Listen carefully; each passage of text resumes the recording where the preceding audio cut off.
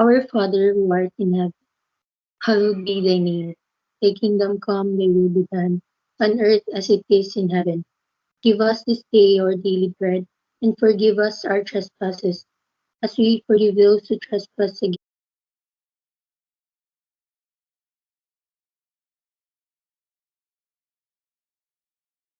the Holy Spirit. Amen. Our Father who art in heaven, hallowed be thy name. Thy kingdom come, thy will be done, on earth as it is in heaven. Give us this day our daily bread, and forgive us our trespasses, as we forgive those who trespass against us. And lead us not into temptation, but deliver us from evil. Amen. In the name of the Father, Son, and Holy Spirit. Okay, once again, great afternoon to everyone. So this is our first meeting for midterms. We are done with the prelims, okay? And I've done computing your grades. So I will show your grade after our class discussion. Okay, so for this afternoon, we're going to have our first topic, and that is on the history of art. So allow me to present my screen.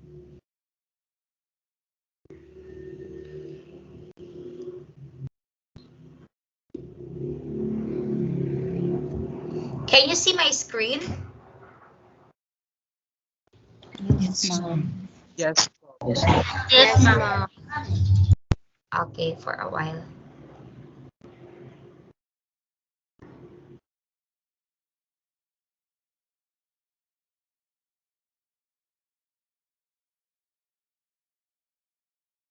Okay, so our topic is on the history of arts.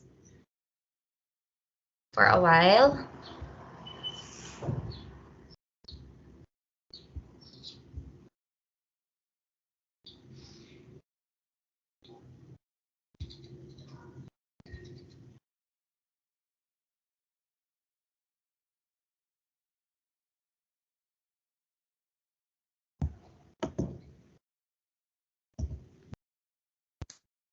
Okay, during our prelims, we discuss about the different topics like the functions of arts, perspective about arts, what is arts all about, and also the elements of art. So we discuss all of that during our prelims. Okay, and for our midterms, our first topic is on the history of art. So what are the objectives of today's lesson?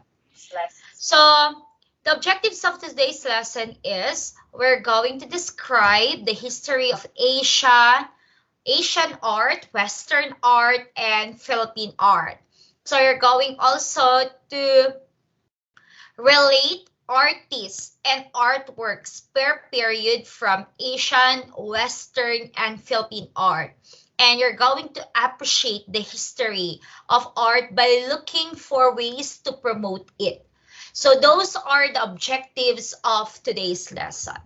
So what is history of art? So when we're talking about history, it connotes about the past, what happened in the past, are the what are the significant events that happened during the past. So first we'll look into the Asian art. What is the history of Asian art?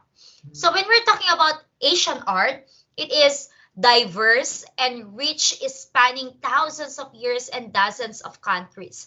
It known for its ritual bronzes, beautiful ceramics, jades, textile, poetic printed landscape, garden design, elaborated gold work, extraordinary templates, shrines, pagodas, stupas, wood blocks, prints, shadow puppets, and the highest art from East Asian art, calligraphy. Okay, so those were the contributions of the Asian countries in terms of art. And take note that you take up this topic during your grade 8. So I remember when I teach grade 8 students before, this was the topic in their MAPE 8 under arts and music. So as we remember the different topics on that subject, we always connotes or we always look back into how rich the Asian arts We also, during that time, we also, our teachers also introduce us on the different art forms like puppets, like theater shows, like calligraphy, landscape prints, and so forth and so on. So those were the contribution of the Asian Asia or Asian people in terms of arts. Marami siyang contribution.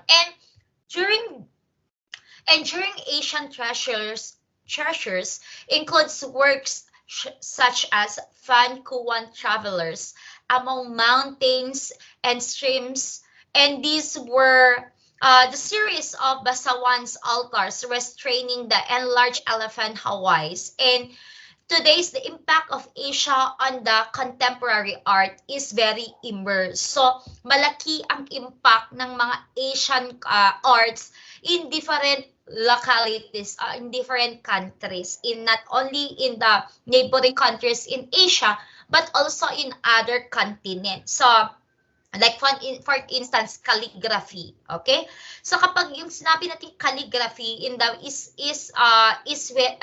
Asian art, nakikita natin how powerful it is because when one country adapt that kind of art, even na-adapt nila, meron silang basis. So we use that impact, or we use that kind of art wherein binabago nila ng konti, and they relate it in their own culture. So mga ganon.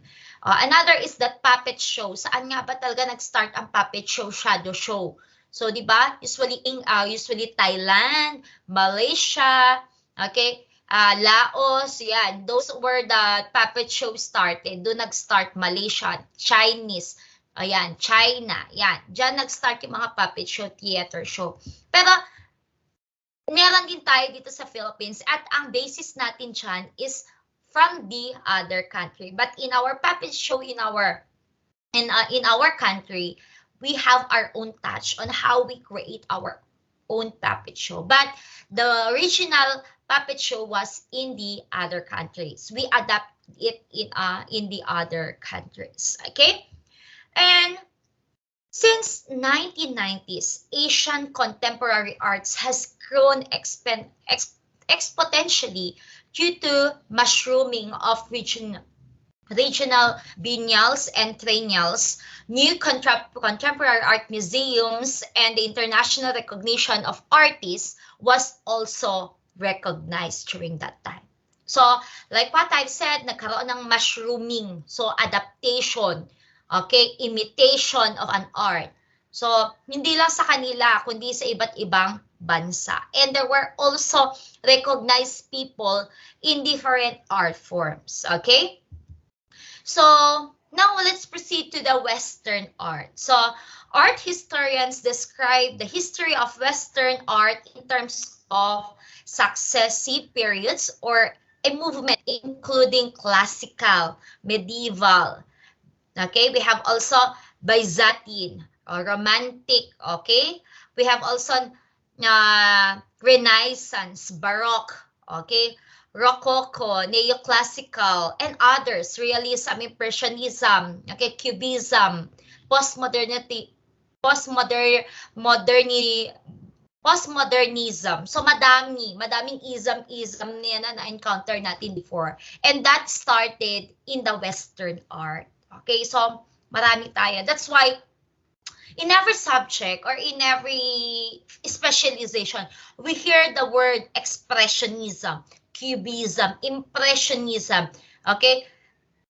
Romanticism, classical, baroque, mga gayon. So that terms, okay, was started or was derived from the Western art. Okay? So, dyan nagsimula yung mga ism-ism na yan.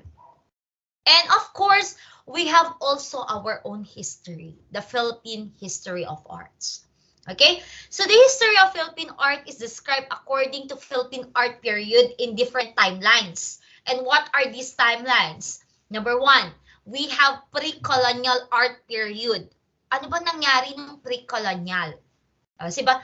When I remember when I was a student like you, sabi na teacher ko, when we're talking about pre-colonial period, this is the term or this is the period that people during that time is living for survival. Okay? Lahat ng ginagawa nila, lahat ng pangangailangan nila, all their needs, okay, all their needs, they get it from the nature. Kaya living for survival because nabubuhay sila sa kung ano ang meron lang sa nature. They live in the cave or caveman. When you hear the word caveman, okay, yan sa pre-colonial art period yan nagsimula. Okay? The second one is we have the Spanish colonial art period. So, when in this part, in the colonial period, in terms of our Spanish colonial, ito naman yung mga adaptations natin in terms of lahotas, okay, hotas, different dances and different music like jotas.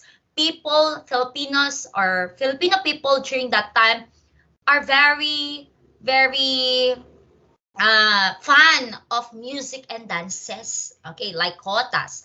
When you hear the word La Jota Tugigaraw, okay, La Jota Tugigaraw, La Jota and Drile, okay, Jotabal, the word Jotas came from the Spanish word, okay, to dance, okay, that's Jota, okay, and also during the Spanish colonial art period, education during that time is very expensive.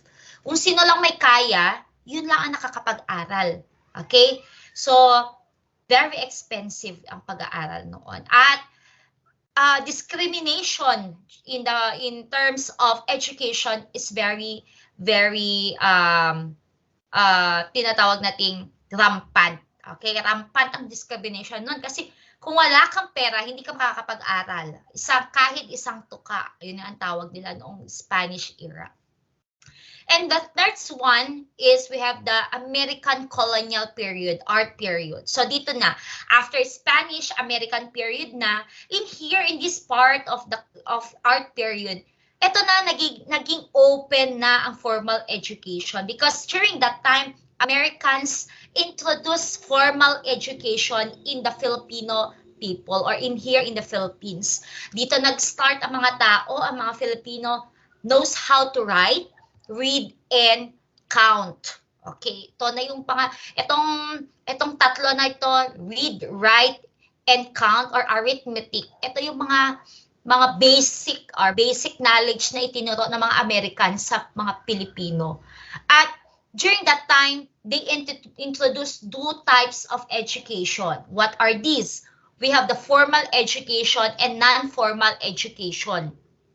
Kapag sabi nating formal education, these are people who are enrolled in school. They have their formal schooling, kaya tinawag na formal education.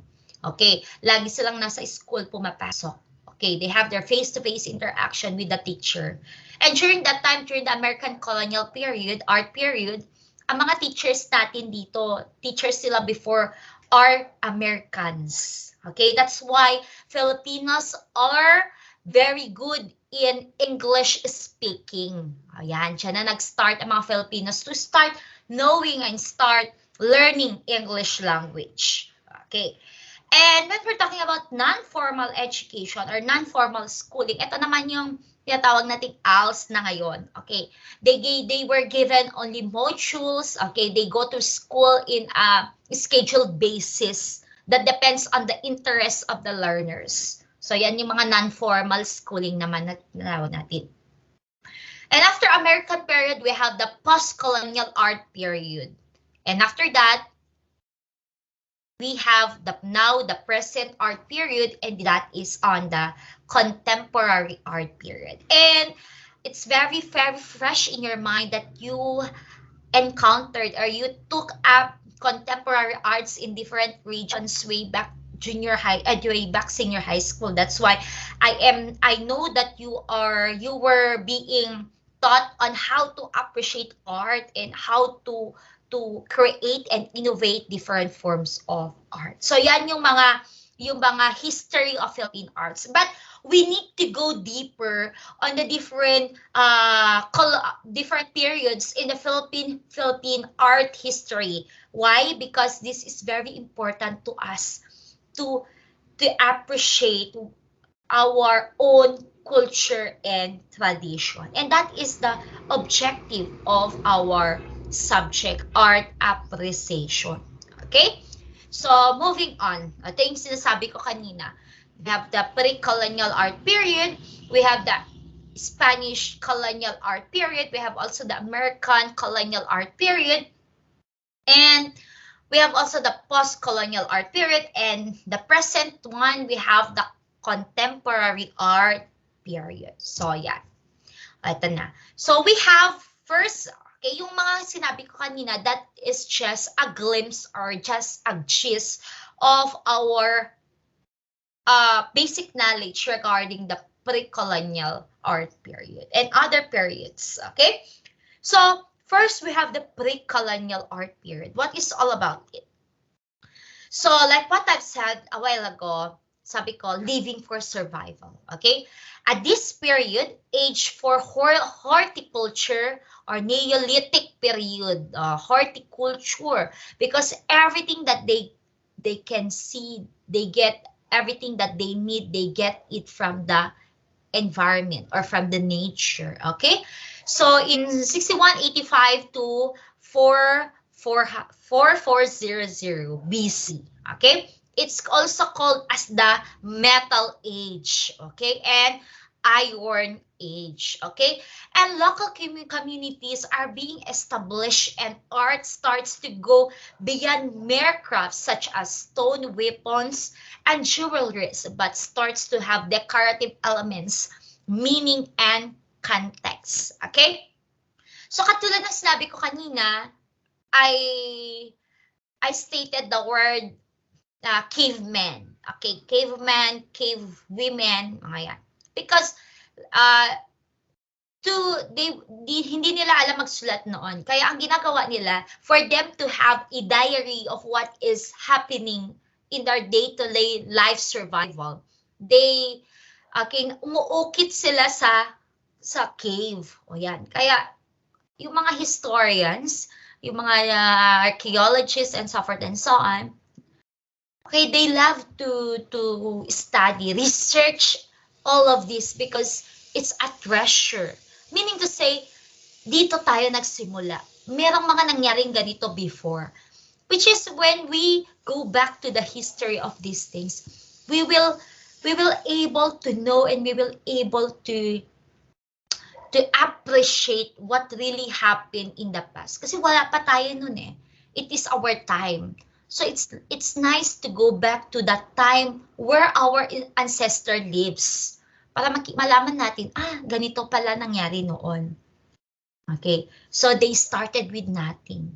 We are very lucky nowadays because all the things that we are living nowadays, we live in the world of technology. Do you think that they have this kind of lifestyle before? No, they don't have. So you are very lucky in this type or in this contemporary art period. So moving on, and in the pre-colonial art period, traditional art have religious symbol. Everyday activities such as fishing, farming, etc.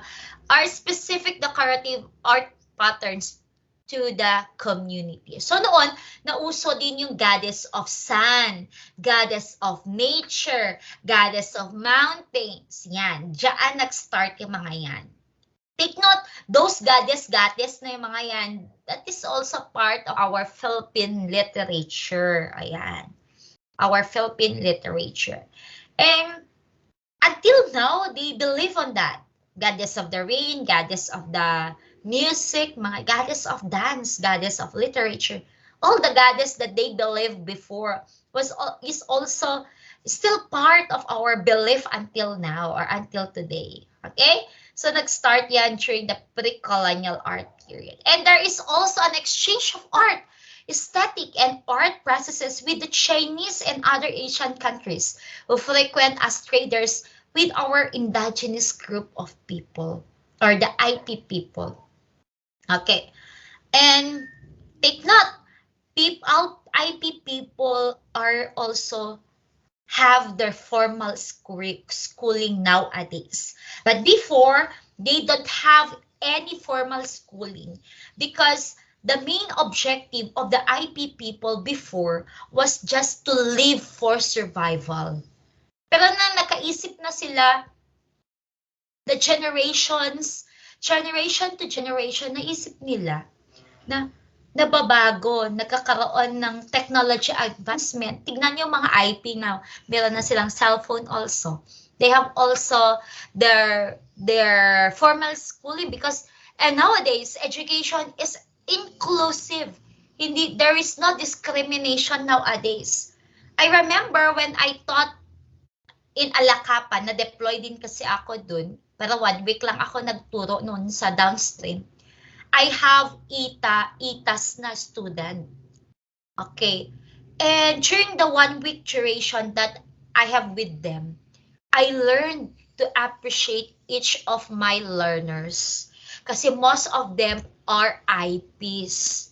So, nakita ko na itong bata na ito ay absent, pumasok lang siya, all IP students, pumasok lang sila ng 2 beses in a week. That supposedly, 5 times a week sila nasa school. 2 beses. Why? Kasi bago sila makarating sa school, kailangan muna nilang tumawid ng 2 bundok para makarating sa school. See how difficult it is to just go to school and attend classes for you to become for you to have formal education.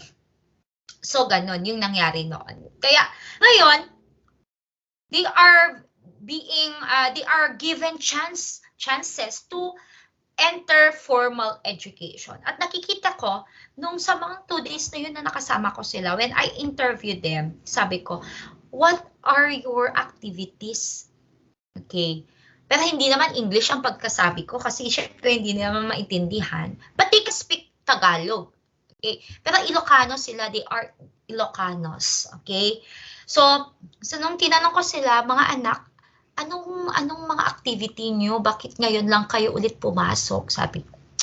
Ma'am, kasi 2 bundok pa ang tina-travel namin just to go to school, sabi nila. And then, kapag di po kami pumupunta sa school, nandun po kami sa area namin. Kumukuha ng kahoy, we do fishing, we do planting, and so forth and so on. Hunting, mga ganun. So, they are still having this traditional at they still preserve their culture and tradition. Yes, kasi yun ang kinamulatan nila.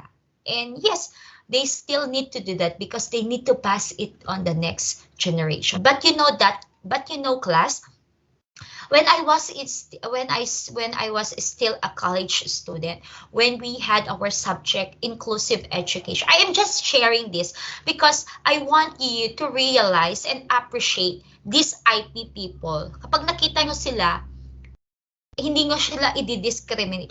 These are IP. Ano naman alam nila yung mga yan?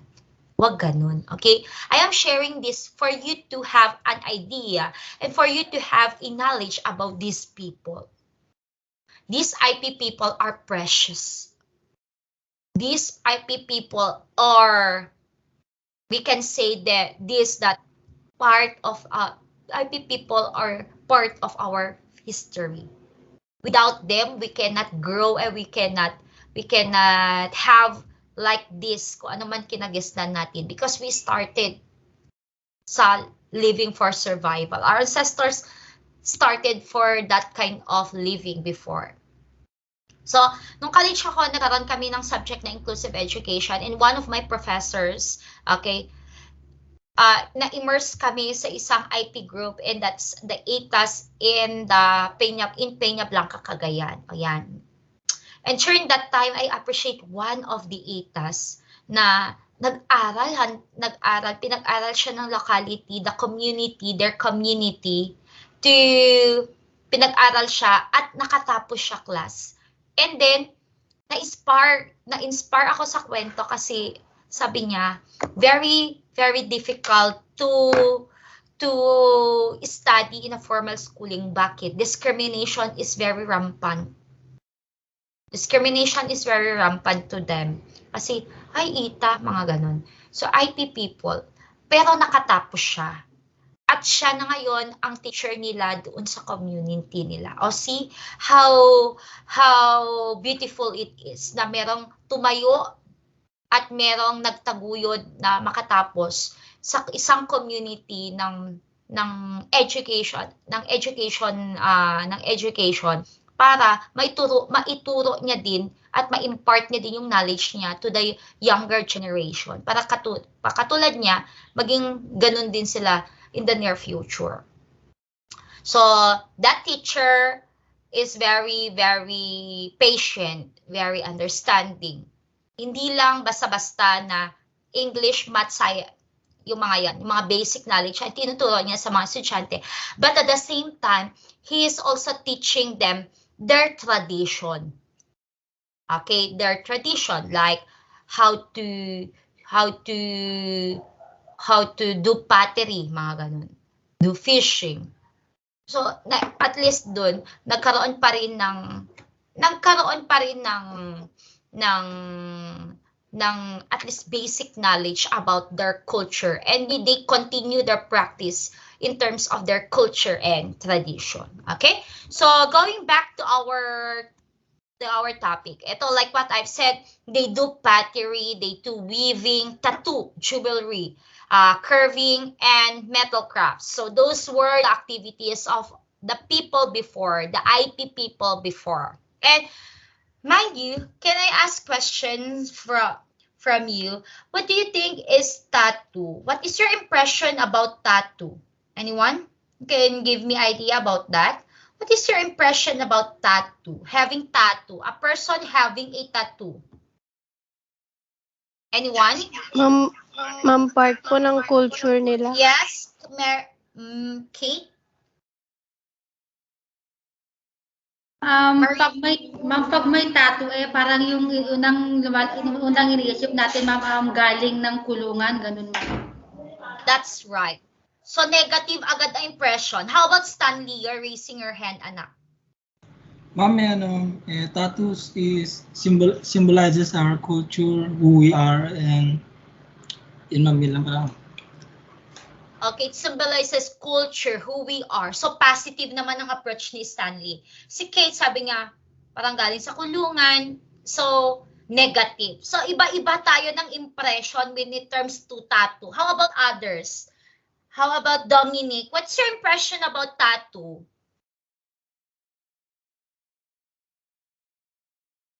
Dominic. Yes, Trisha. Trisha Joy, you're raising your hand. Freedom of expression po, ma'am, yung tattoo. That's right, Dominic. Freedom of expression. How about, sino na yung nag-raise kanina, Joy? Trisha Joy? Tama ba? Ma'am, ganun din po, ma'am. Tsaka art po ang tattoo, ma'am. Yes, that's right. You got it right. When we're talking about tattoo, it's an art. It gives aesthetic beauty. It gives the freedom of expression of a person or individual. Kasi, eto, tama nga naman sinabi kanina ni Kate na we have different ideas on how we give impression about tattoo. Before, very, very precious ang tattoo, especially to those IT people. Okay? Kasi kapag may tattoo ka, okay, ilalagay mo dyan yung tattoo mo, that's beauty. Okay? Di ba si Wang Od, he has a lot of tattoos in her body. And that's according to him, according to her, that's beauty. That's right. That's beauty. That's art. Okay? That's tattoo. Kaso lang, parang nabahiran kasi ng bad idea about tattoo, that when you have tattoo, parang nagaling ka sa correctional. But yes, that's part of making memorabilia or making history na talagang galing sila dun. And we cannot go away with that kind of impression. Okay? But generally, when we're talking about tattoos, during the time immemorial, people have tattoo because of instance, kapag nagkaroon ka ng victory, okay? Victory in that tribe, ikaw yung nakahuli ng, may nahuli ka during the hunting, mga ganon.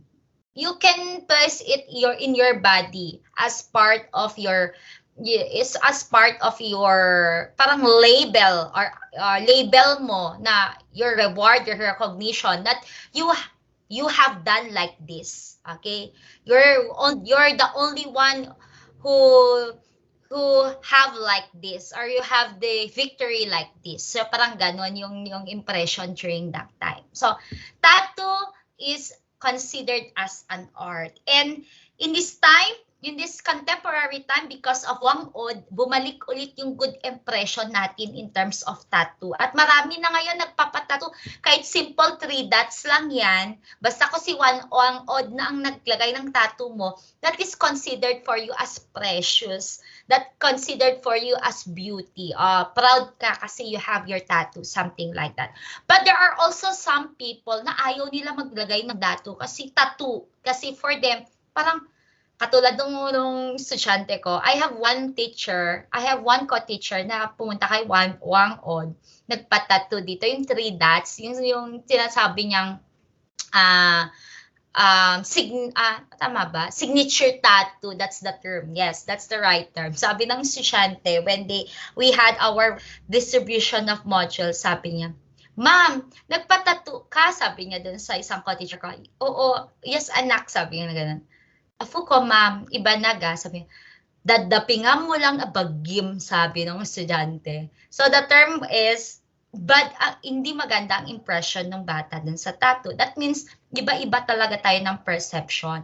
But dun sa teacher, it's beauty. Nagpapatagdag beauty sa katawan niya. Okay, so that's a different impression about tattoo. So meron yung ayaw magpalagay kasi they want to preserve preserve yung katawan nila. There is no tattoo, mga ganon. Walang bahid ng kahit anong marks yan. Yan, that's considered also as beauty. Okay, meron naman din yung mga gusto magpatattoo, that is considered also aesthetic beauty. That's additional appeal, or that's additional aesthetic outcome from the individual. Next, moving on to the Spanish colonial art period. So in here, okay, we have the painting. Anong captivating words here? We have painting, sculpture, architecture. Yes, dito nag-start yan sa Spanish period. Yung mga architectural design, we have the sculpture, we have paintings, dito nag-start yan. Kasi ang mga Espanyol, yung mga Spanish people, they love art. They really, really love art. Tignan nyo yung mga old houses noon, made up of wood, di ba? At inside the house, pag makikita mo na mayaman, or the word ilustrados, okay? Pag sinabi mong ilustrados, mayaman, may pinag-aralan, okay? Makita mo yung houses nila, they have paintings, they have their vases, they have their beautiful earrings, jewelries, pagandahan ng buhok. That's considered as art, and that happened during the Spanish culture or era. And most likely they are religious. Nakapaka-religious during that time, because nauso during that time is the Catholic-based religion. Okay, and of course, we have, like what I've said, yung mga antiques, yung mga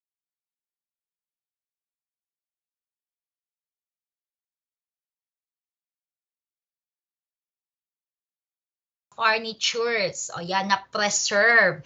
And I am also happy na meron din kaming antique until this time. Yung pinaka-old na pangalan na ito? Our Lady of Piat namin dito sa bahay. Matagal na yon, nung sa ninuno pa yata ng lolo ko. Until now, pinasa sa mother ko. Ayan, that is considered as antique. Kaso galing pa daw yun ng Spanish era. So, that's considered as antique na because marami na siyang eras na panggalingan. Okay, so moving on. In the formation of elite people class, the work illustrados pave way to the rich locals to study abroad.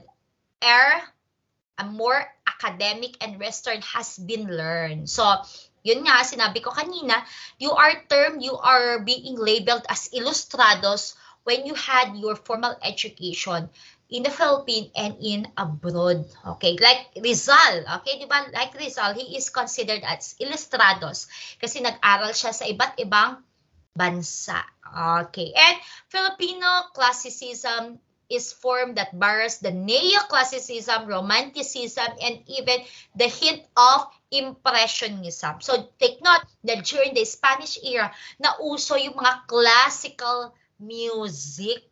Ayan, yung mga tarararan tan tan tan tarararan tatatan tan tan tan taranan. Yan, rondalya. Diyan nauso yun sa Spanish era.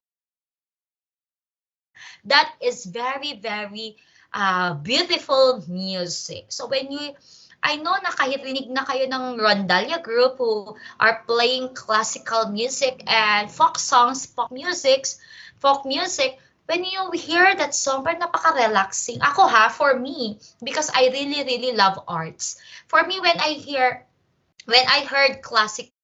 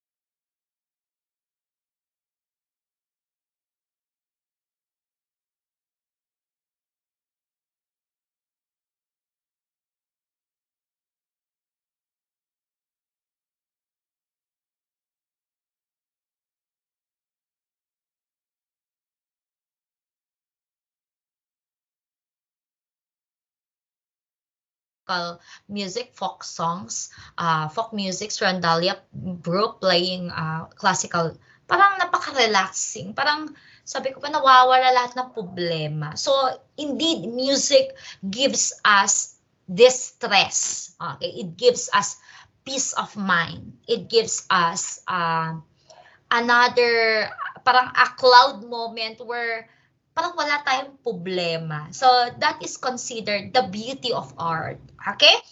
And we move on to the American colonial art period. Like what I said, this is the start of the formal education where value formation is being implemented also. Where there is no discrimination between the rich people and the poor people. Kasi dito sa American colonial art period, open ang education. Lahat nabigyan ng chance makapag-aral. Okay?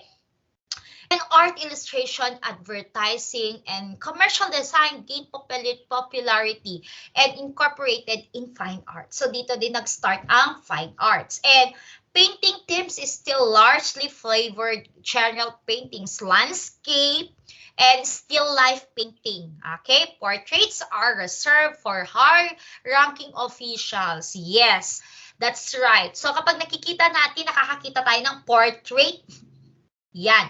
Nag-start yan sa American colonial art period. Portrait. Okay? Yung mga charcoal painting, mga colored charcoal paintings, photography, yan. Nag-start na yan sa American period. Bakit, ma'am? Because, like what I've said, nag-start na yung education dyan eh.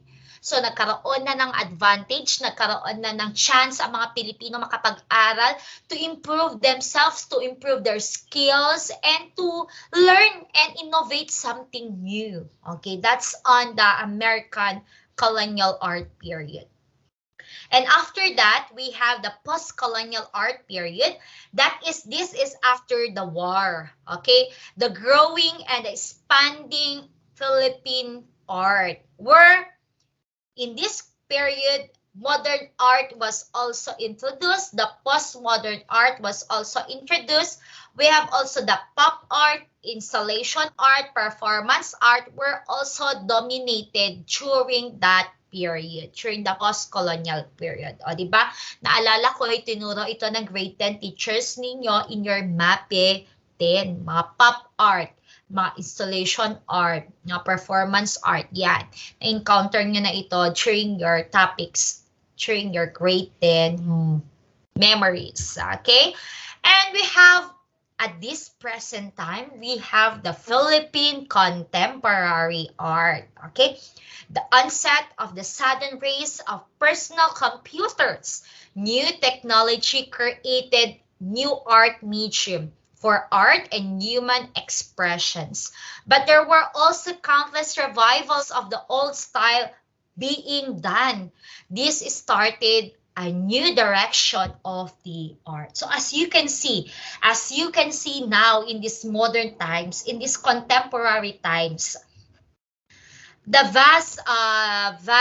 it's the vast approach or the vast concept in terms of technology is very, very evident in the lives of every Filipino people and in every country. Yeah. Ngayon, mas na-enhance ng mga Pilipino ang kanilang styles, ang different art styles nila because of the technology. Why, ma'am? Because the learning resources or that's right, the learning resources, you can easily access it in the internet or in the computer. Okay, they came up also with different softwares. So, di ba? Marunong na kayo ngayong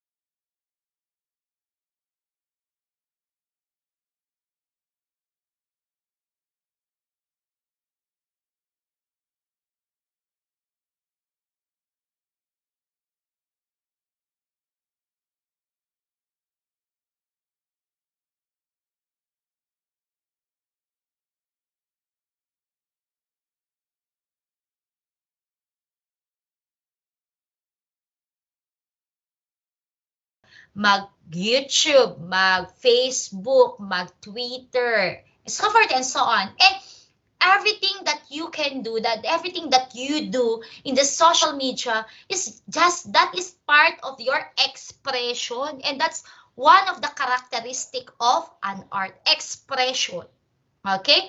And that is considered as also as one way of innovating and as one way of creating new art. Okay, so that is on the contemporary art. And you are very lucky to be in this period. Kasi marami kayong natutunan at marami, you are innovative in your different ways. You are inquiry. Your inquiry-based learning is very large o malaki, expandable inquiry-based learning ninyo. Marami kayo nakukuhang access sa information. Your problem-solving skills are also evident because when you have problems about something, you can easily solve your problems. You are also collaborative in nature. You can interact with your friends, with your peers virtually. Okay? Di kayo nakikita, you can use your gadgets because you are a 21st century learner. So, happy learning, and that's all for our session this afternoon. Any question about the topic? Any question? None, ma'am. Okay. Sigurado kayo? Okay, sige. Yes, I'll ma'am. first check the attendance. Then I will show your grade. Okay? Excited ba kayo makita ang grade nyo? Yes, ma'am. Okay, that's right. Dapat happy kayo. You are excited because this is the evidence. This grade is your evidence that you really submitted and you really participated in different discussions and activities that I gave you. Okay, so tignan natin kung paid off lahat ng efforts ninyo for the prelims. And I am also give advice to you that when you saw your grade afterward, can you see my screen? Can you see? Yes, ma'am. Yan. Bakit ako hindi ko makita yung screen ko dito sa other gadget ko? Yan. Kapag makita yung grade nyo mamaya,